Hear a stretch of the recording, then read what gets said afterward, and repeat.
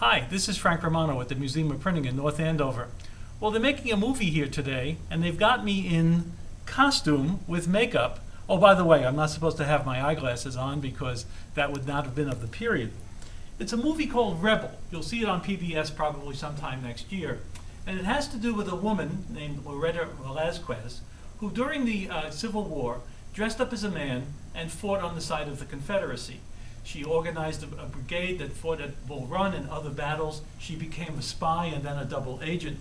And they want to have a scene in the movie where they printed her book, which was published in 1876. So we have all of the equipment that was typical of that period.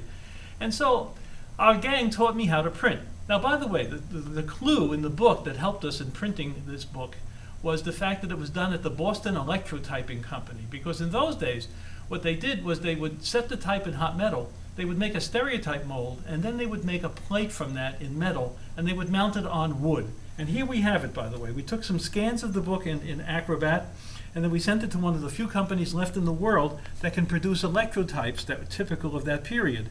So notice that we've locked it up on the bed of the press, and right now I'm going to ink it.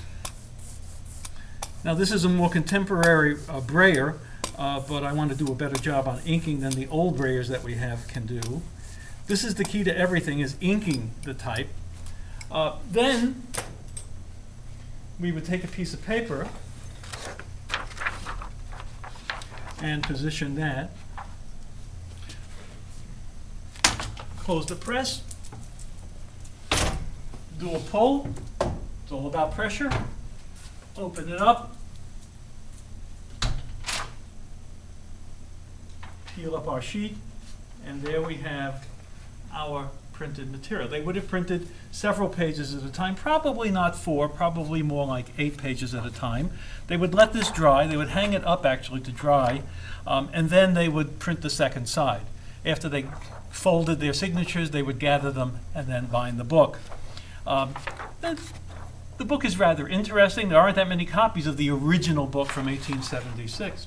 But again, the company that is making this movie came to the museum so they would have an authentic press, type, and look to the movie. Plus they dressed me up. In those days there would have been no zippers, so I would have worn suspenders, no belt. The buttons, of course. The buttons, by the way, were metal in this particular outfit. The apron I actually borrowed from Gary Gregory, who plays Ben Franklin in Boston. This is a leather apron, very typical of the period as well. And we've done about 200 takes of me printing from this press. So now there's evidence that I actually can print on an old press.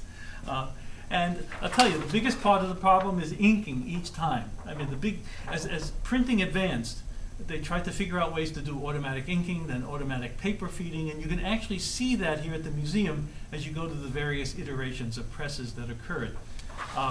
Right now they're setting up the camera for handset type, which is also part of the movie.